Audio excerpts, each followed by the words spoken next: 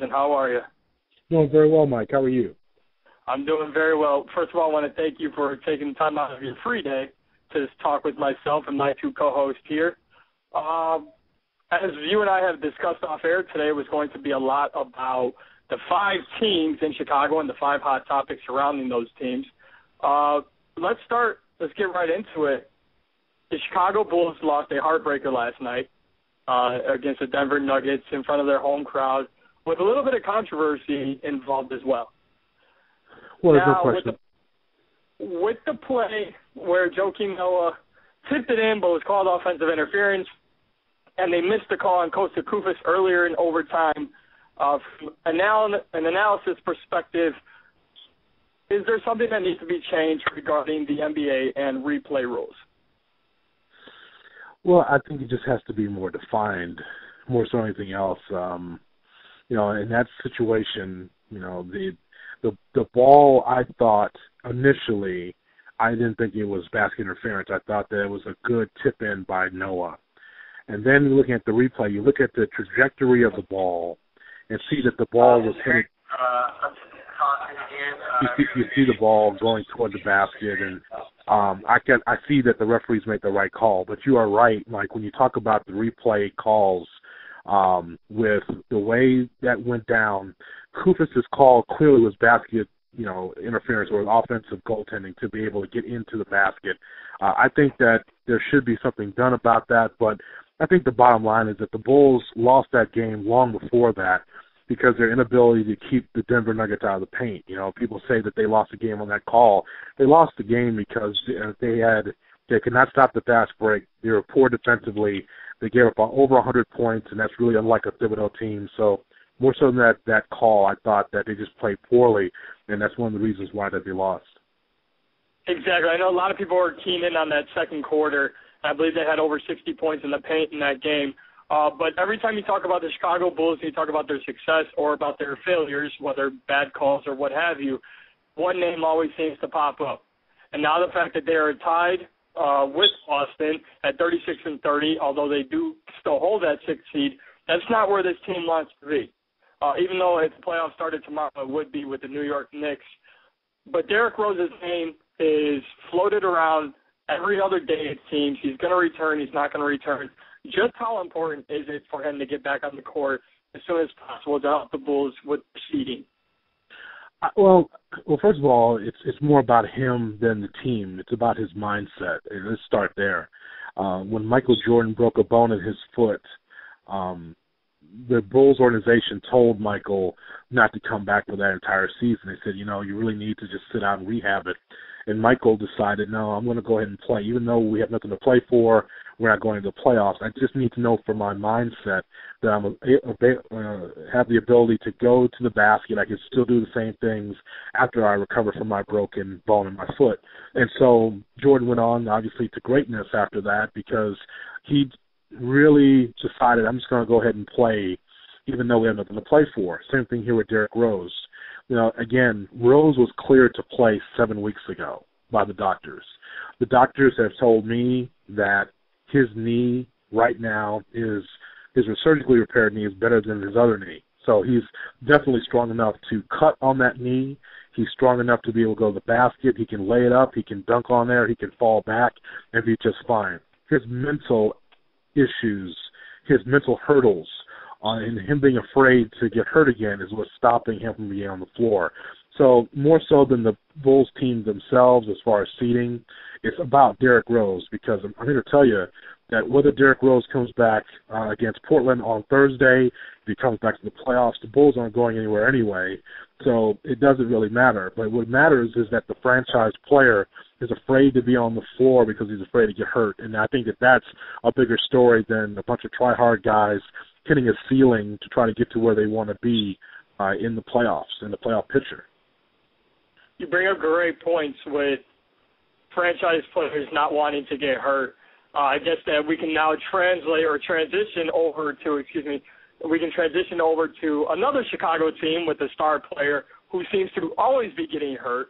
And for that, I'll pass it over to my co-host, Corey Carmona, who's going to be talking some Chicago Bears with you. How's it going? Great. I'm going to dig right into it because last week we had a couple callers call in after the Bushrod signing, and when I heard we were going to have you on, I was pretty excited to talk about this, especially because Jake Long just signed. Now, my biggest question to you, Nat, is was the signing of left tackle the right move to make? Because I think we can all agree that it was. My question is, 4 years, $36 million for Jake Long, 5 years, $35 million for Bushrod. Personally, I feel Jake Long is a better tackle. Why was the move Bushrod and not Jake Long? I think that they looked at some injury concerns with Jake Long. They were concerned about his legs, concerned about his back, at least for the long term. Bushrod was familiar with Aaron Cromer, someone that he worked with in New Orleans. So familiarity matters in sports. You know, if there's a coach that knows about a certain player and knows about the work ethic, hey, you know, you got to take it for face value. If a coach says this is a good player, good locker room guy, more than likely the general manager and the team will acquiesce and allow it to happen. You know, to me, 4 years, 5 years, it doesn't matter. I think that they filled the bill at left tackle. You know, there's been a lot of times in years past where Bears organizations would have not filled the necessary needs. I mean, it's clear that this Bears team has a lot of holes on it, from their offensive line to questions in their secondary to questions with their linebacking, with their linebackers and who the future linebackers are now that Roach is gone, and wondering if Urlacher is going to come back. So I had no problem with Bushrod being in that spot because you filled a need right there in Bushrod. And, again, based on everything that we hear, the coaches that we talk to, that Bushrod is the right fit. Again, they had moved those offensive linemen like musical chairs, and so now you have someone that is familiar with the position and who can dominate as an anchor on that left tackle position, something that they sorely needed. And sticking with the Bears and what they did this year in free agency, they made another move that I personally really liked. As a Cowboy fan, I saw this guy when we first drafted him, and I saw the potential. He started to show it a little bit last year. For those of you that are wondering who am I talking about, Martellus Bennett, the tight end out of A&M.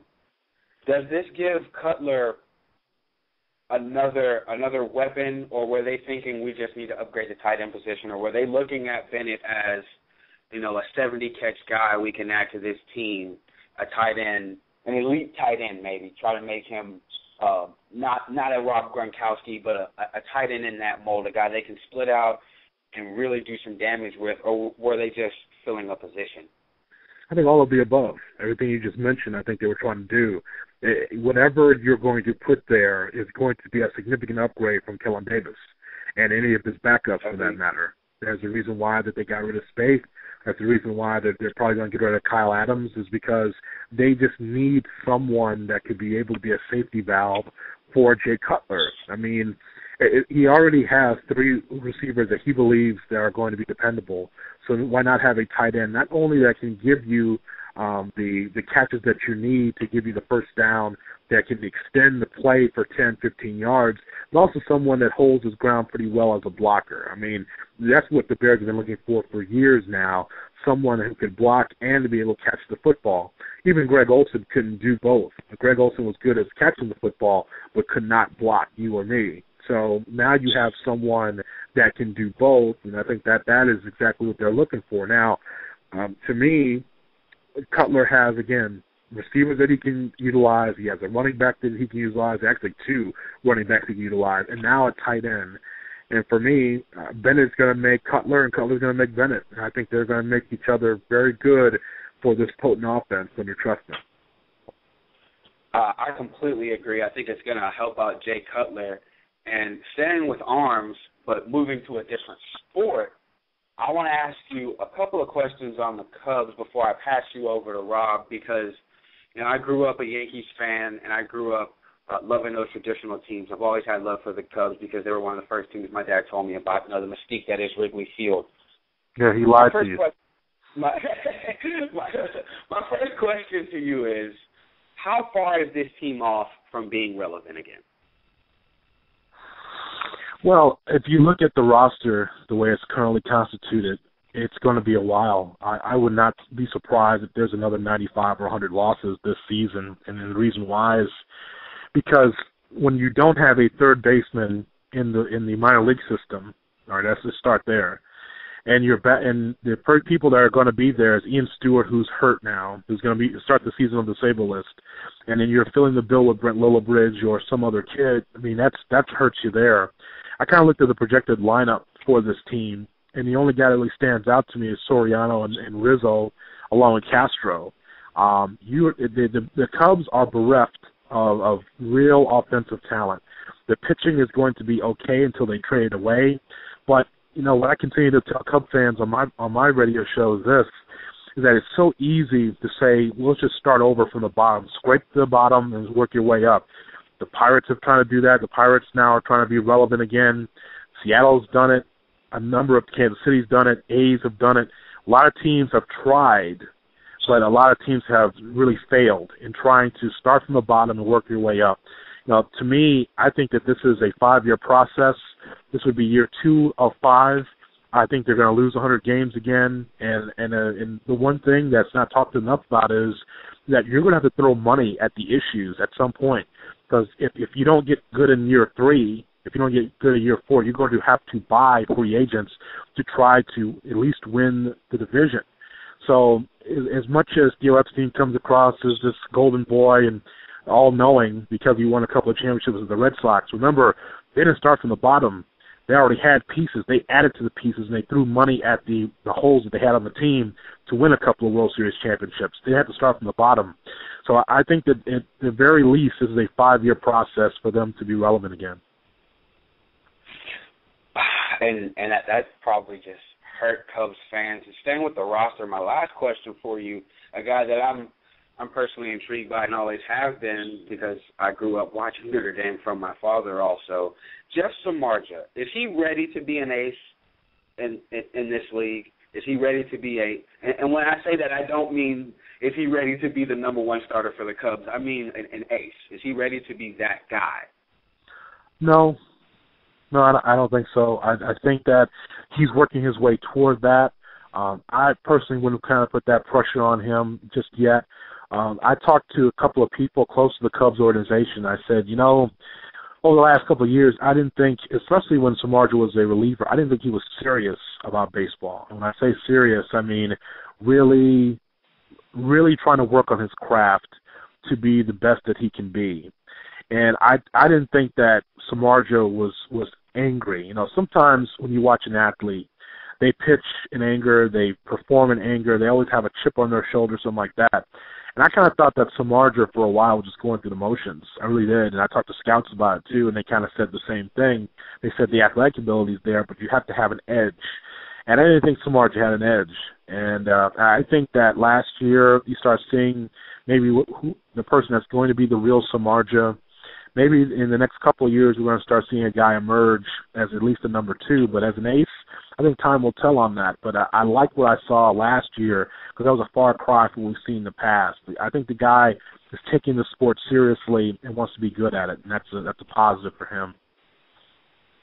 Well, hopefully he can mature into an ace maybe in the years to come. It was great talking to you, Mr. Hood. And with that, I'm going to pass you over to my co-host, Rob, that I know he wants to dig into that other team in Chicago. Thank you, Corey, and I appreciate you coming on, Jonathan Hood. Yeah. First thing, any particular player that has caught your eye for the White Sox during spring training so far? Haven't seen any spring training games. I just read the clippings and read what's on ESPNChicago from Bruce Levine and others about the Sox. And no, not really. I think that you kind of know what this team is, a veteran-laden team with a few young players in it. You're going to have a young guy in Flowers behind the plate now with A.J. Brzezinski no longer being there.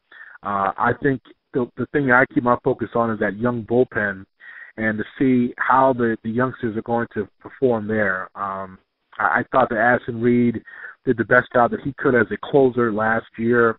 I kind of thought that all along he was going to be the guy, and I think that Addison has the ability for sure and the makeup to be a good closer. Maybe not dominant, but a very good closer for the White Sox in the American League Central.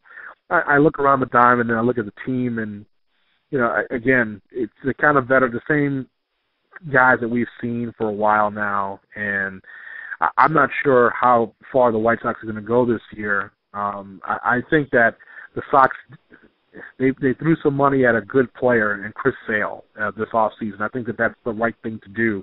He did hit a little bit of a wall in the second half, but I got a good feeling for Sale that he can be a number one pitcher for the Sox at some point. Not sure when, but at some point.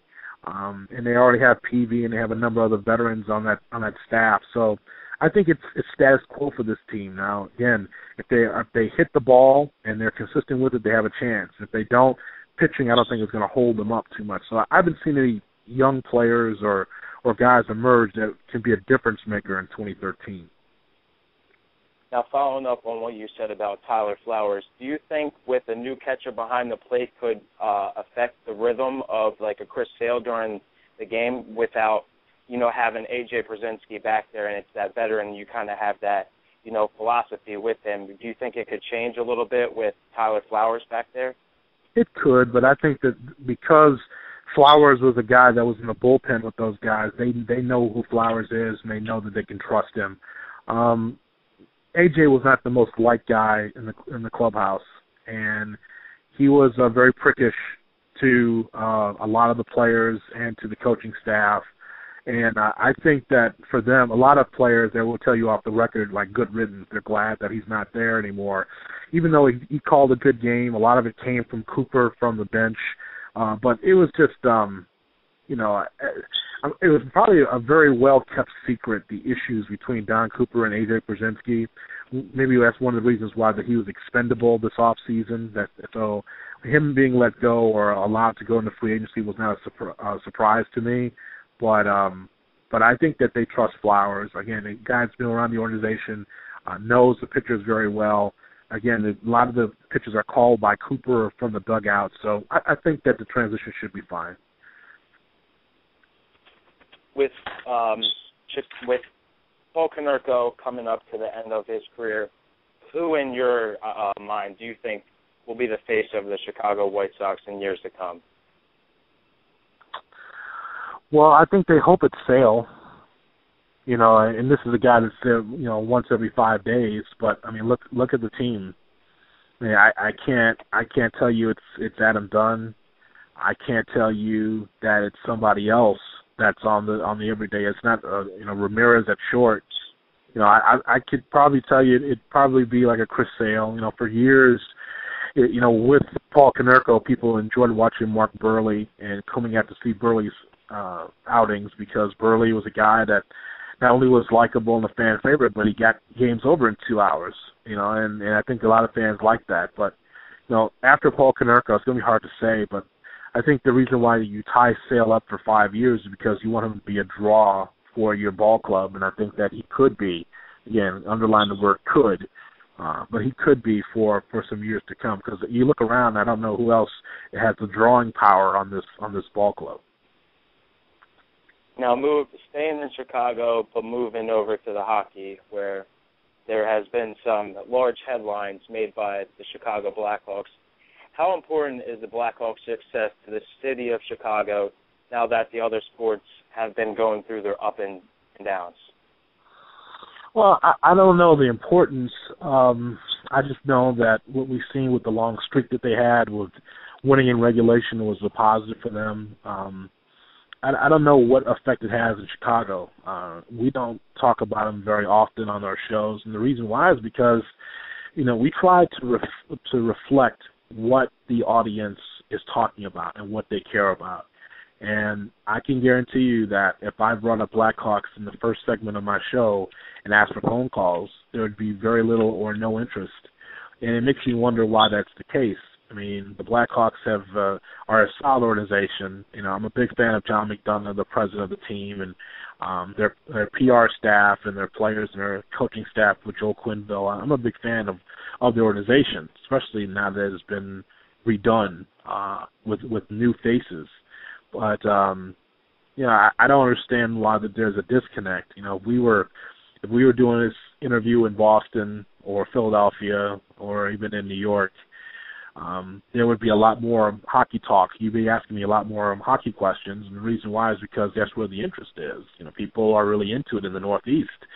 And I don't know why Blackhawks fans don't gravitate to this team enough. Sure, it's full at the United Center, but it does not translate to the phone lines or what people are writing about. And, I just like the way the team has really come together from where they were last year to a bunch of young guys on the second and third lines really coming together, a better defensive team, number one, but number two, a little bit better on the power play.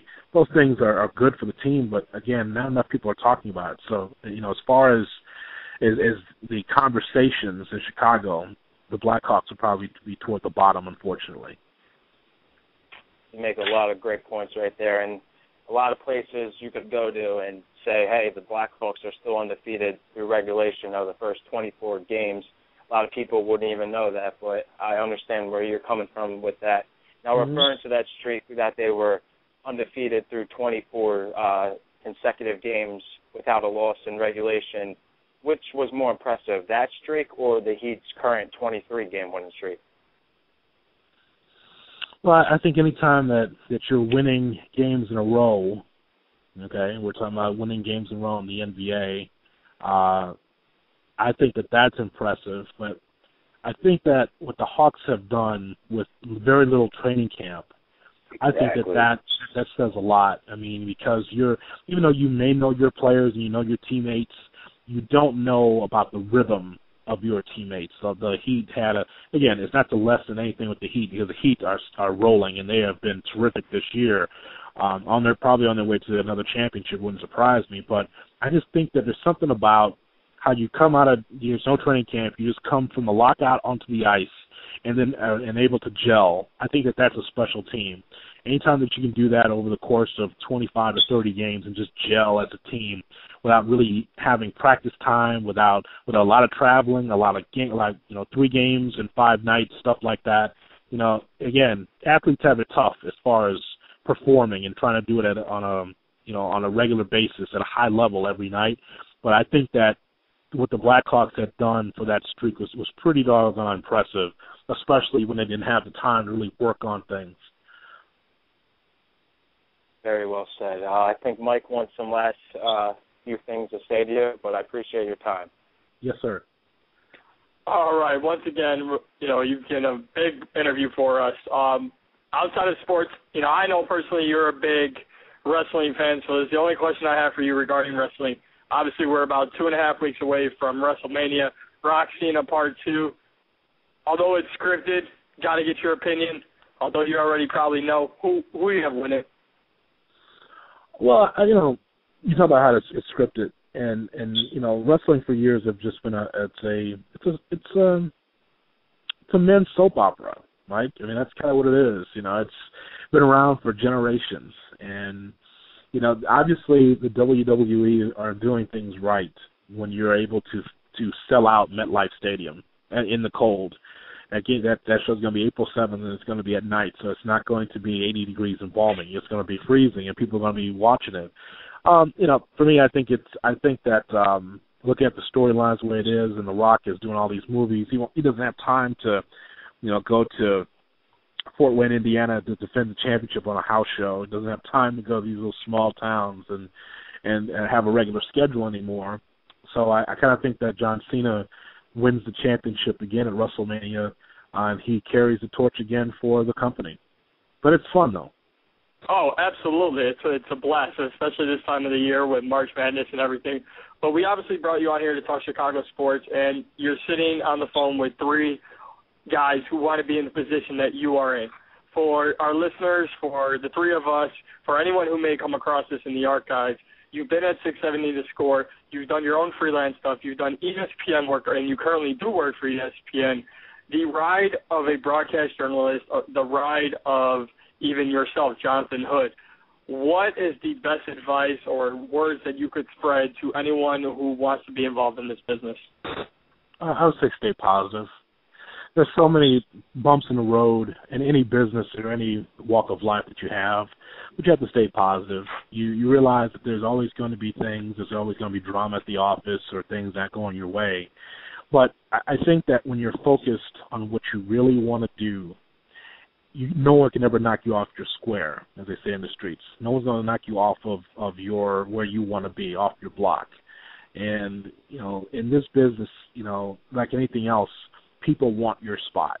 Okay? Once you get a spot, people want to be – somebody right now listening wants to be on the air with you or wants to host in your chair. But the thing that you have to do is to stay positive, and you have to be able to continue to work hard. The guys that only work at half speed, the people that don't really work hard at their craft and really want to get good, those guys get shown up, and those guys get exposed at some point. They might have some success, they might have some good success, but at some point it dries up. It's funny, people that I've come across in the business that were way too busy to talk to me, way too high for me to reach, now try to reach me on LinkedIn, now try to reach me on my website. And it's kind of funny because it's like if you stay humble and you work hard and you treat everybody the same, it'll come back to you. Everything circles back. And like I said, if you're working hard and you're doing what you're supposed to do, nobody can knock you off your square. I think those are all words of motivation for everyone, not just the three of us here. Mr. Jonathan Hood from ESPN Chicago, where can everyone hear you, follow you, stay in contact with you? Well, first, because as I told you, Mike, for the last few months of knowing you, it's all about your brand. So I've got to talk about my brand, which is JonathanHoodShow.com, my website, JonathanHoodShow.com, which is a site, I put up various stories about sports and entertainment, and it's a good place for people to reach me through the website, email me and their thoughts, which is great, to be able to step outside of the company and to be able to interact with my listeners and people that are interested in the website. That's where they go. To follow me on Twitter, it's TweetJHood, because Jonathan Hood was already taken on Twitter. I don't know. I think it's a dude that plays for the CFL. So as much as I wanted Jonathan Hood to be my Twitter, the guy took it already. I think he's a wide receiver in the CFL, the Hamilton Cats or something that's insignificant. But it's TweetJHood, and on Facebook, Facebook.com, and on Instagram, where you can see my ugly face on JHood Chicago. So it's all there, and having those tentacles out and reaching different people to get a part of your brand is always good for people to reach out. Just like right here, people can hear me right here, and it's pretty cool. Absolutely. Once again, JonathanHoodShow.com, @TweetJHood, JHood Chicago on Instagram, and Facebook, Jonathan Hood. Mr. Jonathan Hood, really appreciate you taking out a lot of your time on your free day to speak with us and talk some sports, and just really appreciate your time.